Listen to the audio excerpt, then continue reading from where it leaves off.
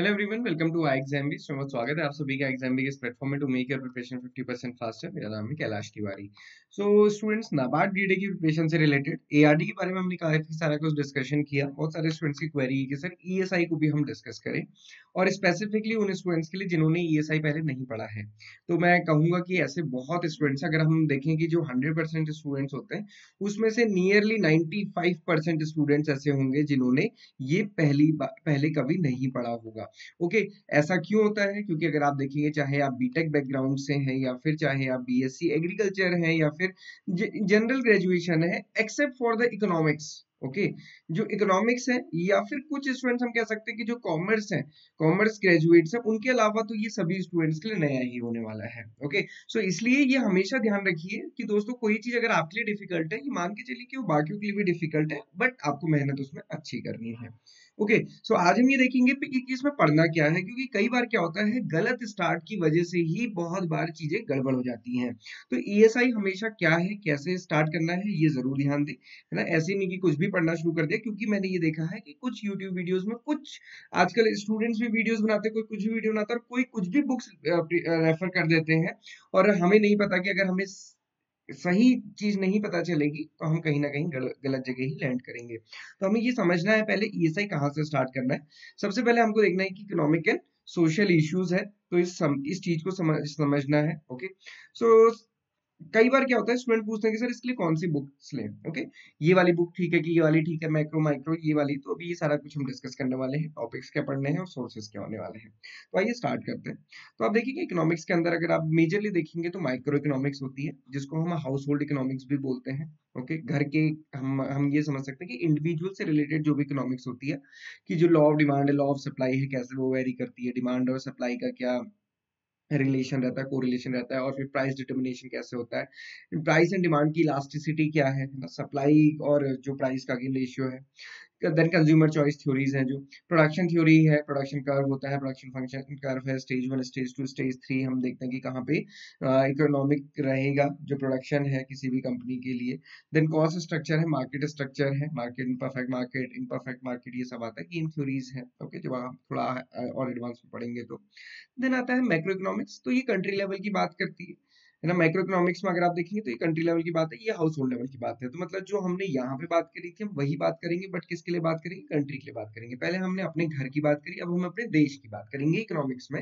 ये तो बेसिकली आप समझना है। तो फिर कंट्री में क्या आता है? कंट्री का प्रोडक्ट है ना, तो जीडीपी सारा कुछ, अनएम्प्लॉयमेंट रेट क्या है, इन्फ्लेशन क्या है, डिफ्लेशन क्या है, और भी जितने टाइप के इन्फ्लेशन है वो सब। मॉनेटरी पॉलिसी क्या है, फिस्कल पॉलिसी क्या है, दोनों की क्या इंपॉर्टेंस है, दोनों में कौन ज्यादा इंपॉर्टेंट होता है। अभी आप कहेंगे से दोनों ही अपनी अपनी जगह इंपॉर्टेंट है, वो तो है ही, बट थोड़ा सा समझना है कि किसका इम्पैक्ट ज्यादा होता है।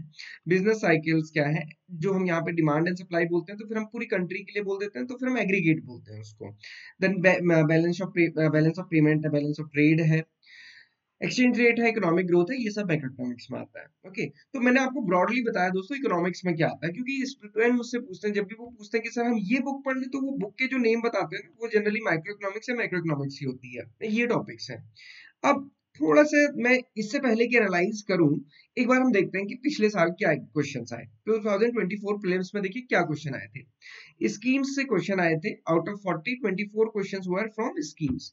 पीएम दीक्षा स्कीम है, प्रधानमंत्री किसान कौशल विकास योजना है, एमआईडीएस था, सारथी पोर्टल था, ईट राइट इंडिया है, पीएमएमएसवाई, पीएम विकास, क्यूसीआई सूर्या, पीएम जनजाति उन्नत ग्राम अभियान, अग्निवीर, पीएम मित्र, पीएम श्रम योगी मानधन योजना, एस्पिरेशनल डिस्ट्रिक्ट, पूर्वोदय, एक पेड़ मां के नाम, कोऑपरेटिव मिशन, वात्सल्य, आरसीटीज, एफपीओ, प्रधानमंत्री आवास योजना, अर्बन। इनसे क्वेश्चन आया था दोस्तों। ये स्कीम्स, कुछ स्कीम्स आपने बहुत ज्यादा सुनी होंगी, कुछ स्कीम्स आपने कभी नहीं सुनी होंगी, ऐसा भी होगा, और ऐसा ही लास्ट ईयर एग्जामिनेशन में भी हुआ था। और अगर आप पूछेंगे सर लेवल कैसा होगा, तो मैं कहूंगा दोस्तों लेवल बहुत डिफिकल्ट था। आप अभी क्वेश्चन देखेंगे तो हो सकता है आपको इजी भी लगे, क्योंकि मेमोरी बेस्ड क्वेश्चन होते हैं। मेमोरी बेस्ड क्वेश्चन थोड़ा सा जो एक्चुअल में होता है उससे तो इजी हो ही जाता है। और डेटा से रिलेटेड क्वेश्चन 6 आए थे, और बाकी क्वेश्चन रिपोर्ट से आए थे। प्राइवेट सेक्टर लेंडिंग था, एमएसएमई एक्सपोर्ट से, एमएसएमई पे काफी क्वेश्चन थे, एमएसपी रिलेटेड क्वेश्चन, बोर्ड से रिलेटेड क्वेश्चन था कि कौन सा बोर्ड मिनिस्ट्री ऑफ कॉमर्स में नहीं है, नाबार्ड से रिलेटेड, एफडीआई, एमपीसी, एमएसएमई और आईयूसीएन से रिलेटेड क्वेश्चन थे। जो इससे पहले हमने डिस्कस किया, कंसेप्चुअल मैक्रो माइक्रो से कोई भी क्वेश्चन नहीं था दोस्तों। तो अब ये थोड़ा-सा यहाँ पे समझ लीजिए, यही मैं आपको समझाना चाहता हूँ। आपने हमने मैक्रो इकोनॉमिक्स समझा, माइक्रो इकोनॉमिक्स समझा, दोनों में हमने टॉपिक देखे, बट ये जो टॉपिक है ठीक है, इनकी अंडरस्टैंडिंग आपको थोड़ी-सी हेल्पफुल होगी, बट ये पढ़ना और इनको रटना और इनके थ्योरीज को पढ़ना, ग्राफ्स, कर्व्स को पढ़ना, वो आपको उतना हेल्प नहीं करेगा जितना कि आप अगर करंट चीज़ों को पढ़ेंगे तो। करंट चीज़ों के लिए क्या है? स्कीम। तो अगर आप देखेंगे ईएसआई क्या है? ESI is nothing but the general awareness related to particular sector, और वो पर्टिकुलर सेक्टर क्या है? पहला सेक्टर दोस्तों फाइनेंस। क्यों? क्योंकि नाबार्ड एक फाइनेंशियल इंस्टीट्यूशन है। दूसरा सेक्टर एग्रीकल्चर। क्यों? क्योंकि ये एग्रीकल्चर के लिए काम करता है। तीसरा सेक्टर रूरल डेवलपमेंट। और जब हम रूरल डेवलपमेंट की बात करते हैं तो दोस्तों फिर उसमें सब कुछ आता है, क्योंकि रूरल डेवलपमेंट कोई रोड नहीं है जिसको बना दिया तो काम खत्म। रूरल डेवलपमेंट के अंदर रोड बनाना एक काम है, कितनी सारी चीजें उसके अंदर आती जाएंगी जितनी आप सोच भी नहीं सकते। इसलिए इससे रिलेटेड चीजों को आपको कवर करना है, रूरल से रिलेटेड चीजों को। ये देखिए, ये है ईएसआई। समझ गए? आई होप कि ये क्लियर हुआ होगा। अब वो बुक्स उठा के पढ़ने से कोई बड़ा बेनिफिट नहीं होने वाला है। कंसेप्ट के लिए पढ़ सकते हैं, बट कंसेप्ट दोस्तों, जो कंसेप्ट समझते हैं ना, वो शॉर्ट में आप कहीं से भी समझ सकते हैं। 2023 का भी पेपर अगर आप देखेंगे तो यहाँ पे 2023 में भी स्कीम से रिलेटेड 15 to 18 क्वेश्चन थे, डेटा से रिलेटेड 10 क्वेश्चन थे, रिपोर्ट से रिलेटेड 5 क्वेश्चन थे। कंसेप्चुअल क्वेश्चन देखिए कैसे थे। सर्विस सेक्टर पूछा गया था कि वो शायद इस टाइप का क्वेश्चन था कि जीडीपी में सबसे ज्यादा कंट्रीब्यूशन किस सेक्टर का है। आर्टिकल से रिलेटेड क्वेश्चन था, right to education, OPM is legal और नॉट, इन्फ्लेशन टॉलरेंस, और वाटरशेड से रिलेटेड क्वेश्चन थे। बहुत ऐसा डीप अंडरस्टैंडिंग नहीं पूछी गई थी। और अगर आप सिलेबस भी देखेंगे ना दोस्तों, तो सिलेबस देखिए क्या है। इकोनॉमिक एंड सोशल इश्यूज, सबसे पहले क्या है? Nature of Indian economy. तो हमारी इंडियन इकोनॉमी का क्या स्ट्रक्चर है, क्या इंस्टीट्यूशनल फीचर है इकोनॉमिक अंडर डेवलपमेंट के लिए। देखो यहीं पे हमको बहुत इंपॉर्टेंट है ये समझना, institutional feature economic under development. Economic under development है और इंस्टीट्यूशनल फीचर्स क्या है? Opening up of economic Indian economy, globalisation जिसको हम एलपीजी रिफॉर्म्स बोलते हैं, है ना, लिबरलाइजेशन एंड प्राइवेटाइजेशन। तो ये इकोनॉमिक रिफॉर्म्स हुए, इससे रिलेटेड क्वेश्चन हो सकते हैं, बट हमने ये क्वेश्चन ऑब्जेक्टिव से ज्यादा किसमें देखे हैं? डिस्क्रिप्टिव में। इन्फ्लेशन, देखिए इन्फ्लेशन में डेफिनेशन वगैरह नहीं पूछा है, क्या पूछा है? ट्रेंड क्या है इन्फ्लेशन का। मॉनेटरी पॉलिसी कमेटी का बड़ा रोल है, क्योंकि उसका काम ही इन्फ्लेशन को फिक्स करना, या फिर हम कह सकते हैं कंट्रोल में लाना होता है बिटवीन 2 to 6%, है ना, 4% प्लस माइनस 2।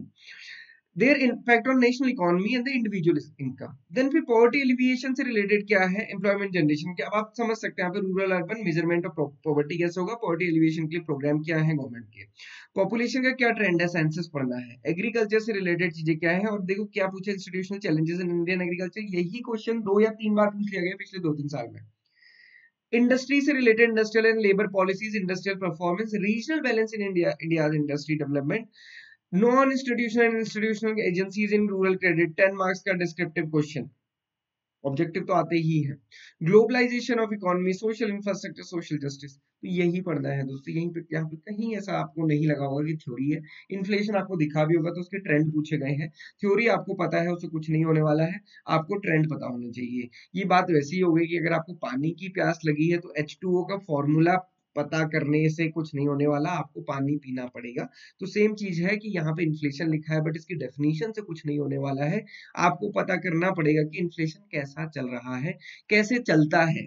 ये ऊपर चलता है तो क्यों चलता है, नीचे चलता है तो कैसे चलता है, ये आपको थोड़ा सा समझना है। ओके, और इसके लिए सोर्सेस क्या होंगे दोस्तों कवर करने के लिए, मैंने आपको पूरा बताया। आपको एक चीज समझ आई होगी कि ये जीए डोमिनेंट एग्जामिनेशन है, तो ईएसआई की समरी बुकलेट्स आप पढ़ सकते हैं बेसिक कंसेप्ट्स के लिए, है ना, कोई बहुत डिटेल में पढ़ने की जरूरत नहीं है।